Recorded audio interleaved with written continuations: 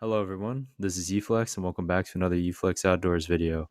In this video, this will be my trip out to Lake Chabot that I made in the month of November, towards the end of November.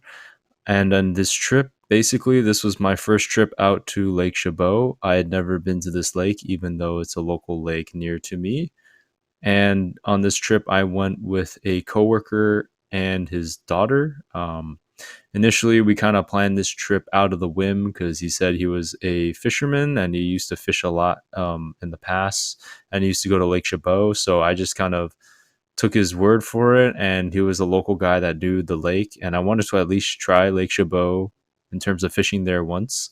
So I gave it a shot. We went on a holiday weekend. I and basically Lake Chabot was a little bit different than what I thought. So the place that we went to was called Raccoon Point. And apparently, when I was looking up videos of Raccoon Point prior to fishing there, there was a wood dock there. So when we were heading to there, I thought there was going to be a wooden dock there. Turns out, I guess, from multiple people that were fishing there, that basically my deduction of what happened is the big rain in California occurred, I think, last winter. And because the dock was lower down on the hillside, just to walk down a hill to the Raccoon Point area to fish, basically the water level rose above the wooden pier. And my coworker said that the pier already was kind of like an older wooden pier, had a lot of holes in it, a lot of use in it. And basically, what I concluded is that after the rain increased the water level and then the water level decreased again, the wood probably was rotted and pretty old. So they took away the wooden dock. And my coworker hadn't been to Lake Chabot in a while. So when we first got there, we were wondering where the dock was because he said there was a wooden dock and we didn't see one at all. And then um, a local fisherman fishing in that same spot said, yeah, the dock was removed after the big rainstorm. So neither of us knew that there wasn't going to be a dock there. And getting to Raccoon Point was, I think, about a mile walk one way. So it wasn't a bad walk. It's pretty flat and paved, which is pretty nice. But it was just kind of surprising because there's not much fishing area around that Raccoon Point area without that dock, because there's literally maybe 3 or 4 spots you can fish because it's kind of along a very steep hillside, because the Raccoon Point acts as like a peninsula in sort of a sense. So if you get to the flatter areas, there's maybe 3 or 4 spots there. Then after that, you're pretty much fishing off a very steep hillside behind you. So it isn't the best or the most conducive area to fish, but it is a very popular area. We did see a son and his father catch a couple trout.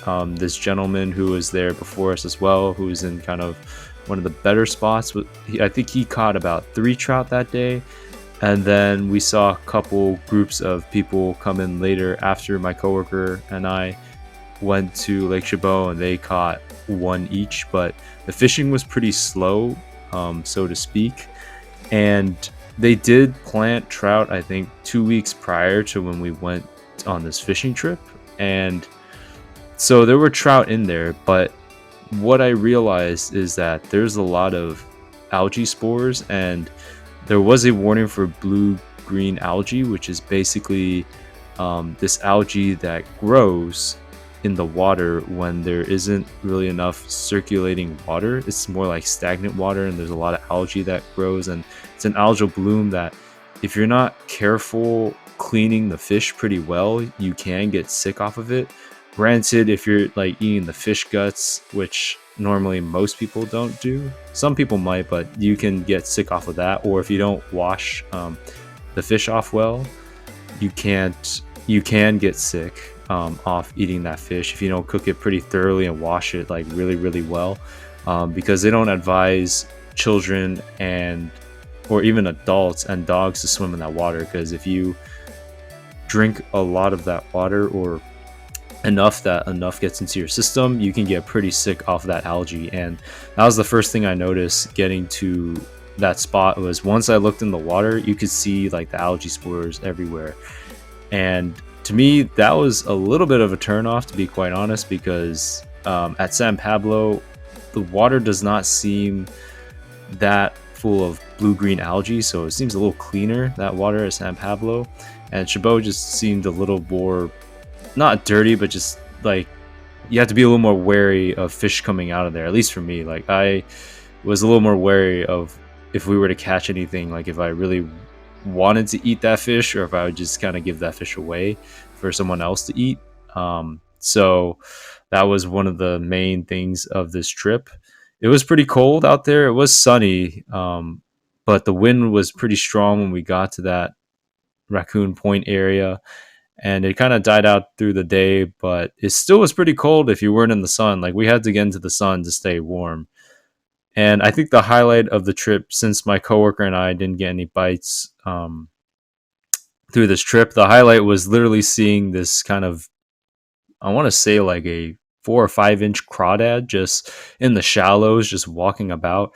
There'll be a video, like a short little video, maybe looped in here that you'll see, but it was just this like 4 or 5 inch crawdad just kind of chilling and just kind of walking along the shoreline. Like I'm surprised it never got eaten by anything in Lake Chabot, and that's the first time I've ever seen a crawfish in real life, let alone in one of these freshwater reservoirs of lakes. Like I didn't even know there were crawfish in there, but that thing looked like it was pretty infested with algae on it. So it was interesting to see. We tried catching it with a net, but then it got scared and swam away because those things are pretty fast. But overall, the fishing trip was very interesting. It was kind of informative. It was a good trip to go on to fish to at Lake Chabot at least once. I at least know the lay of the land. Lake Chabot is bigger than I thought it was. I thought it was a little bit smaller than what it was, but it's actually a little bit bigger than what I imagined the lake to be. And there is a lot more tules or kind of the water plants around, which is nice for bass fishing and stuff like that. But overall, it was a good experience fishing at Lake Chabot. Personally, I'm not sure if I would go there again. If I had the option over San Pablo, I'd rather go to San Pablo to fish than Lake Chabot. But I want to try it since San Pablo was closed, and my coworker said he knew the spots, so took him up on his offer, and um, I'm grateful to him for taking me out. It was like kind of a nice day out in nature, just pretty uneventful fishing wise, and just kind of an eye opener in terms of water quality at Lake Chabot. So overall, this is my trip out to Lake Chabot, and I hope you guys enjoyed listening to this kind of recap of mine. I'll see you guys in the next Yeeflex Outdoors video. All right, have a good one, everyone. Peace.